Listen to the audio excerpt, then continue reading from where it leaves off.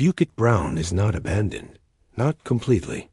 Even after the last official burials ended in 1973, people still came here with joss sticks, paper offerings, and names written carefully on folded slips.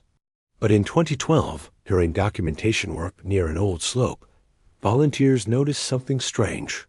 One name appeared on two separate graves.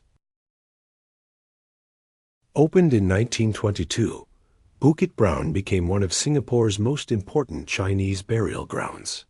Merchants, laborers, clan elders, children, and forgotten families were buried across its hills. By the time it closed, roughly 100,000 graves remained, enough names to fill a city of the dead. The first grave was ordinary.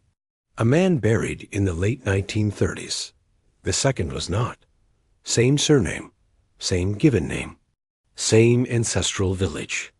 But the burial register showed no body attached to the second plot. Only a note in faded ink, reserved after disturbance. Nobody knew what that meant. A former caretaker told the volunteers not to read the inscription aloud. He said old cemeteries remember sound.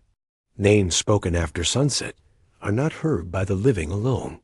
He pointed toward the second grave and said families used to leave offerings there, even though nobody admitted it belonged to them. Every Qing Ming, someone placed fresh oranges on the unregistered grave. 3 oranges, 2 cups of tea, 1 unlit cigarette. But no family name was ever written on the offering paper. Volunteers began photographing the site each year. In every photo, the cigarette had been smoked halfway down. In 2016, a small audio recorder was left near the grave overnight. Mostly, it captured insects, passing vehicles, and rainwater dripping from leaves. But at 2:13 in the morning, after a volunteer's voice from earlier in the day whispered the name from the inscription, another voice answered, older, closer, and not in the recording before. The next morning, one camera showed a figure standing between 2 graves, not walking, not turning, just facing the recorder. The strange part was not the figure, it was the location.